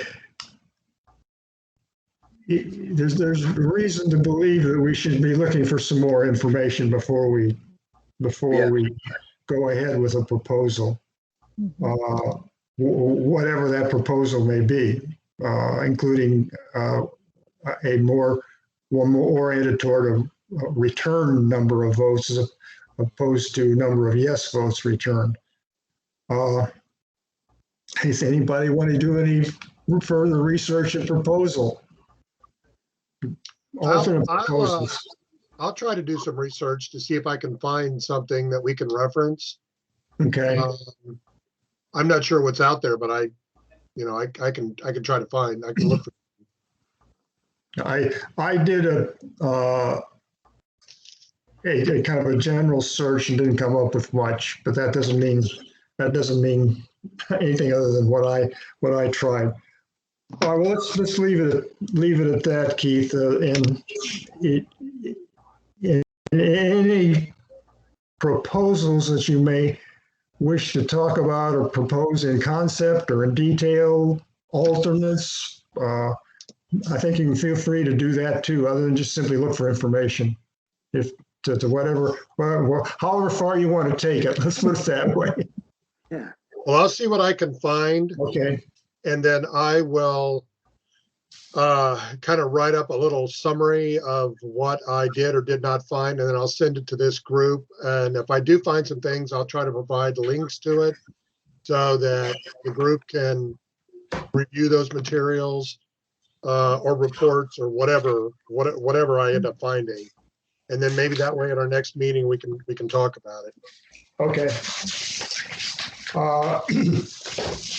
My throwing the pages back and forth here and rapidly losing track of what I'm trying to do. We are, again, I think it's appropriate that we try to keep this at 2 hours, and we're approaching the 2 hour point, and we got a lot to go yet.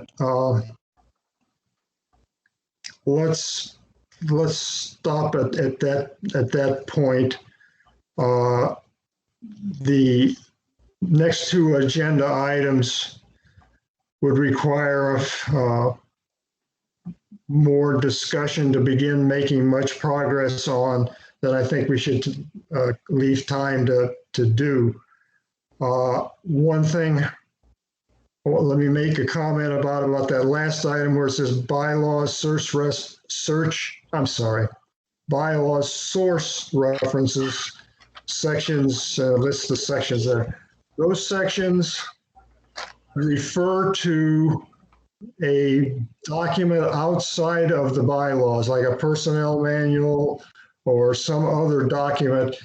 And the question is that document reference accurate or up to date? Meaning, is the person, whatever the words are, personnel manual, still called the personnel manual, whatever may be said in the bylaws? That's a part of that question.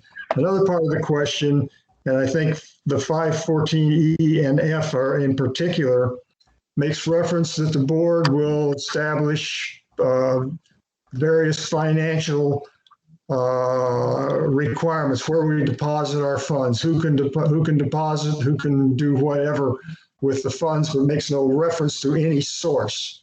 And should there be a source information as to how you find out or how the board documents what it's done? Each of those items in that particular agenda line item necessitates some form of interaction, and in my opinion, necessitates some form of interaction with the staff, the general manager, or some staff person, or the board of directors, in particular the treasurer. And what I propose to do for this agenda item is advise Camilla that we need that kind of authority. In order to be able to follow up on this item, we need to be able to go and get information from somewhere outside our committee and outside of another committee. We could communicate with another committee, but these are not committee to committee type of items. What I will do is go to her and inform her that we're going to need to be able to do that to make progress on this particular item. Does everybody understand what I'm trying to? It's no action for us today, but we got to set up to be able to take action to move forward. Again, I don't want to I don't want to delay us any further and getting to the end of what we're trying to do here. Under new business, if you go into the book of resolutions on the website, you will find what it was part of the materials transmitted for this meeting, a resolution regarding convenience fees charged for payment of the annual charge by credit card. This is technicality in some respects. That is not in the form, nor did it get there in the manner that is expected to be a resolution in the book of resolutions. Is that a minor technical point? Yeah, maybe it is. I guess I'm not going to say it isn't, but I don't want to see us starting to try to think of a polite word to use here. I don't want us to start seeing us putting stuff in there that is not consistent in format, content, and intent with what's in the Bible, what's in the book of resolutions. This is Josh has it up here. Should that be in the book of resolutions? Well, I guess maybe it could be. It certainly has to do with finances or financial affairs, but maybe also should be there's a financial manual for policy and there's a financial manual for procedures, and maybe it ought to be in the procedures manual, and maybe this information ought to be on the invoices when they're sent out on an annual basis instead of in a resolution on the book of resolution. The book of resolution is certainly not in this kind of a format. This resolution was passed by the board when the book of resolutions fully existed. It was never going to be in consideration at that time. And that's the technical complaint, if you will, with regard to that. But that's a part of this. And I don't want there could very well be any number of resolutions that the board of directors has passed that somebody digs out and says, well, yeah, this should be in the book of resolutions too. Now let's get that taken care of now. That's what that item is. I will communicate to Camilla what the background of this particular new business item is, because this is something that the board is going to have to take action on or not take action on. Again, I don't want to bog us down, keep us longer than we need to be here, but the next item has to do with petitions. It's kind of a new item. I'm going to concede that, and it's unfortunate that we don't have Camilla here in particular as her position as secretary. Let's go back to the petition 2 years ago, the one that was the subject of the referendum. 407A, the last sentence says, within 10 calendar days after a petition is filed, the secretary shall certify that the petition meets the requirements of this section or file a public report with the board of directors specifying the basis for rejecting the petition. Frankly, that was not done in the last petition. I know of no public report of rejection by the secretary, and certainly there was no certification that it met the requirements. What does certify the petition meets the requirements mean? Certify how? Certify to? Well, there's a provision later on in I think it's 5.14L that after the certification, the board has 60 days to consider the petition. There may be some question about what that means, but a key interpretation question that I have is that or file a public report with the board of directors specifying the basis for rejecting the petition. Is it not the interpretation that the secretary is the final authority on whether the petition goes forward or not?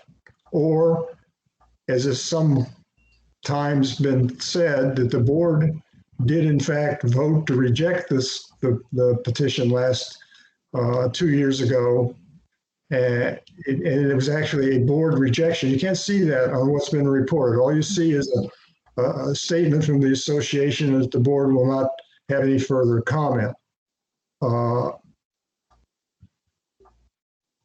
What I want to ask of the secretary, our liaison, is what is the correct interpretation of that provision? And should that provision be more clearly stated that the secretary is the one who makes the final decision, good or not good as far as the petition is concerned, and it's not subject to votes by the board, or acceptance by the board, or rejection by the board?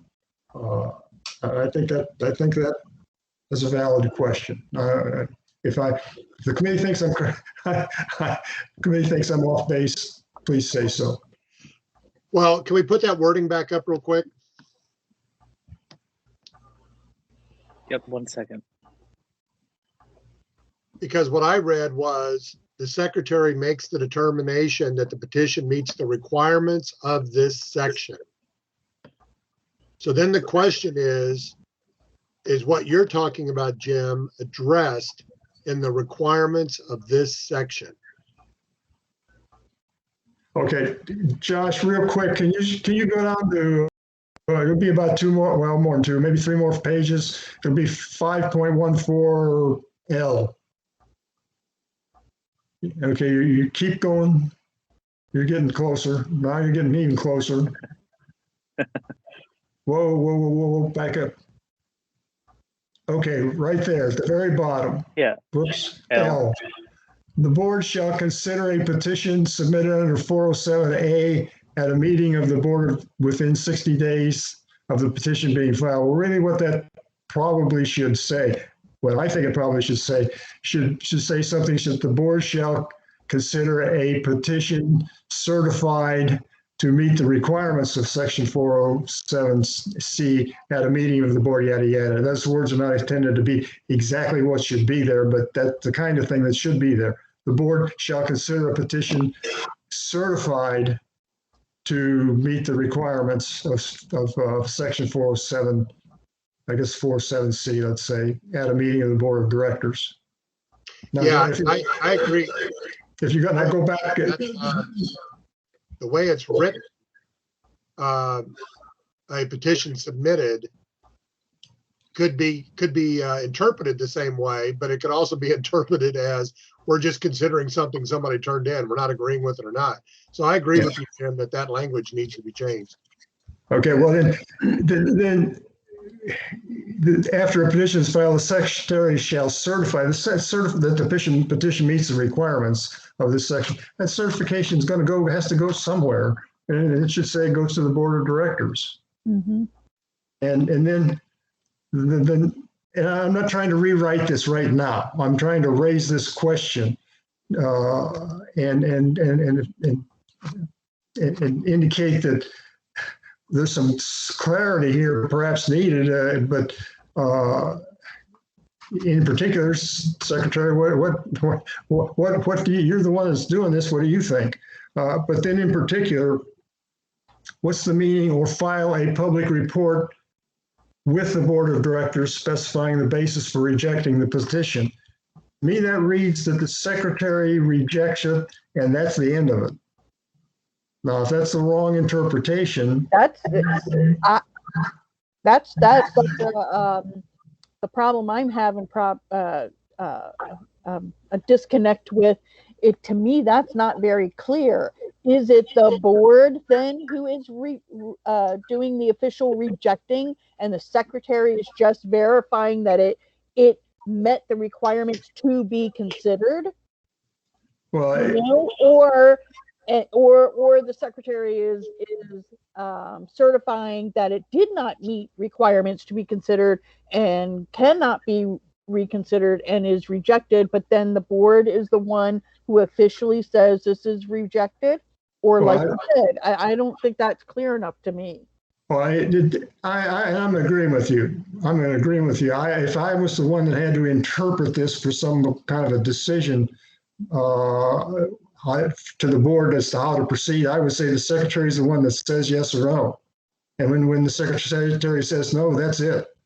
Right. But the way it's written makes it sound like, yes, that secretary makes a decision for, to certify it either as one to consider as valid or not, but it still needs the final approval of the board to be officially rejected or something. It's not clear that that decision ends with the secretary, and they're just reporting it to the board.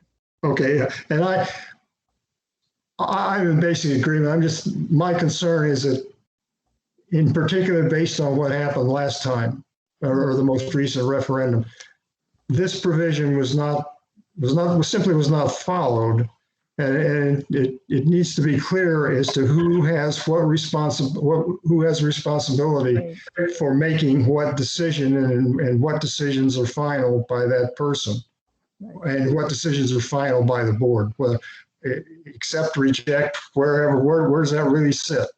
I'm asking for clarification and the intention of this item being on the agenda was to ask for clarification and comment so that we could decide whether we need to pursue a proposal for revising this last sentence of 407A. That's the intent. Also, Jim, in that second sentence, the petition must be in a format prescribed by a resolution adopted by the board of directors. So that tells me the board of directors apparently passes a resolution about this petition that then becomes part of the requirement that the secretary has to consider. So where in our documents does it task the board with creating a resolution about petitions? Well, there is, not necessarily a direct answer, there is in fact a resolution that specifies the format, and that's in, I think it's B07. I'm looking at my governing documents, petitions. So the format is in fact specified in a board, well, in a resolution, in the book of resolutions. I don't So know if so then that sentence should say the petition must be in a format as prescribed by, and then reference that. it could Because be. the way I read this, it makes it sound like this happens every time. Like every Okay, time a petition comes forward, the board reviews it and creates a resolution associated with that specific petition. yeah, that's not the intention. There's another provision of, bear with me real quick while I try to, up. Where are we? Well, I guess the bottom line is I agree with you that this needs to be reviewed. Okay. Yeah. Well, I was hoping that something else was said elsewhere about resolutions. I was looking at reserves, paragraph of the bylaws 8.03. It says the board of directors with the advice of the Budget and Finance Committee shall establish by resolution such reserve accounts and as it deems necessary and appropriate, et cetera. Well, there is a resolution on reserves. I was hoping it said shall establish a book, a resolution in the book of resolutions, but it doesn't say that, unfortunately.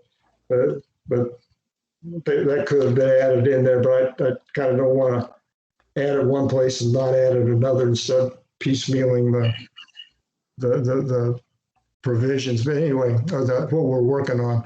Okay, I will proceed to include this in my email to our liaison that we need some clarification. We want to be certain about clarification of this, and we see reasons why it should be clarified.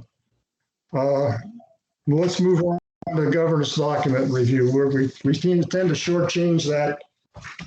And I know we're right at beyond our 2-hour time limit. Bob, you got a copy handy? Yeah, I have a copy handy. Okay, I think that everything under the Bs can remain the same. Okay. Now,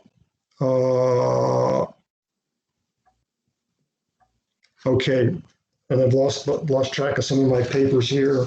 Well, can you scroll back up just a second? Scroll back, yeah. So on B8, if the board votes to get rid of it, do we delete it from this sheet? They don't delete it from the, they don't delete the copy. I think is deleted from the online copy of the book of resolutions. The copy of the resolution should be retained, but noted that it's been deleted in the actual book. We've retained, there's a couple along the way that we have retained. Bob kind of helped me out here somewhere. One Yeah, of them. I'm trying to remember the golf, or not the golf, there was one committee suspended and then reinstated. Yeah. Suspended for a period Racket of time. sports was, I Yeah. think that was racket sports. Yeah. Yeah, racket sports was, there's another one though that's been, is it, Yeah, you just did Oh, the, clubs. clubs Clubs committee's was been suspended. I would prefer we just keep them on here and with a notation that without the yellow in it, it could be just, it's been deleted, actually, been rescinded, not suspended. well, yeah, this one, the B08 is still subject to some review, is it not? By the No. board? No, it's not. It's not, It's gone. it's gone. Yeah. So we should just basically state there that it's been suspended by the board on the date and just Well, take a scheduled review date off because there is none. Well, take everything off, maybe other than the effective date, and say that it's been deleted. Or you can take it all off, except for the B08 director athlete, the title and the comment that's been deleted. Yeah. And then wipe the two dates, or the last review date really should be the date that the board deleted it. 6/21. Well, you can put the deletion date in the remarks. Okay. Will do. All right, now, under C03, hang on a second. Some reason okay, I'm looking at the wrong page here. So first of all, I'm going to make some, I've got some comments on Budget and Finance Committee input. And in several cases, they have indicated that they have changes that they want to make. And my response to the email that was sent to me by the chair of the committee is refer him to attachment A in B01 for the process of making amendments, and that this committee does not review proposed amendments prior to them going to the board. That the process is to make a red line, go through the liaison, et cetera. So that'll apply to everything that I'm going to mention for that committee. In particular, C03, they do have a change they want to make, and that advice to go to the red line advice per B01 applies to that entry. But they have decided, they have identified a change they want to make on that revision, or that, I'm sorry, resolution.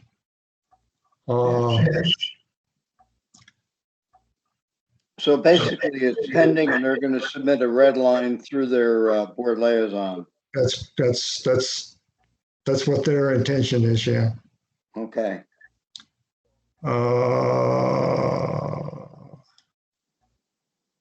Okay, the Communications Advisory Committee did go to a red line, yeah, first reading at the board meeting on Wednesday. Which one was that? C06. Oh, okay. So you can take everything out and say whatever, what was it, the 21st, 7/21 board meeting, first reading. Okay, first reading. Okay. No comments or without comment? I just briefly looked at that part of the, in fact, I'm not even sure I looked at that part of I looked at it was on the agenda. They had to, it was on the agenda. I know that. I don't recall. There were no comments. Yeah, that's typical. C07, an email has gone out asking for review.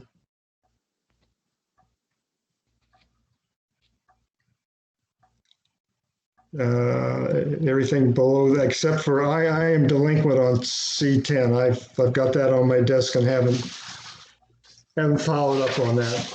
Okay. Time got away from me. Okay. On C12 and C13, I have followed up with a request for review. C12, C13, and C15 is a new request, but a request for review was sent out. But Okay. 12, 13, and 15, there are requests for review outstanding. Is an easy way to summarize what's happened. On going down to the F01, I got to look at my notes. The Budget and Finance Committee reviewed it and has no changes as written. So you can change the review dates. The review date on F1? Yeah, To what date? Can be put the review date, make it today's month, and then 2 months, 2 years from now. Okay, so that'd be May 22. Yeah. So there was no request for Okay. changes. F02, there are changes that they want to make to it, and that same thing that I said about the committee resolution applies. They know that the process is to go through the red line draft to the board of directors.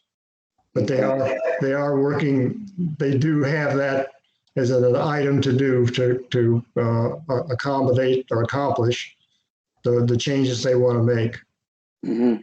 And F03 is going to be the same thing.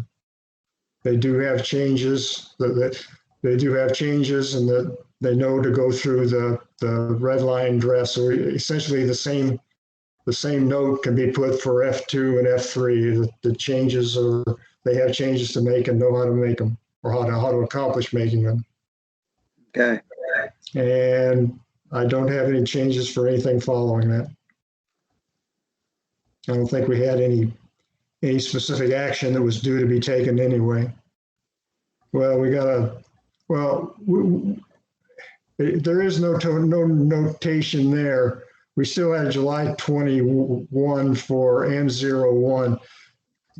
That's the one that's been hung up because it involves the attorney taking the input that goes from the ARC committee on a violation to the general manager. The general manager simply forwards it on to the attorney for actual legal action, as the resolution says. But that process has not been readily available because of the backup of court situation backup because of the pandemic. And as far as I know, that still exists, but it needs to be followed up. If you look at, there weren't any CPI violations on this board meeting Wednesday, but the prior meeting violations had still been continuing, having the violations sent to the attorney, a letter processed by the attorney to the violator to get action, which is the old style or old method.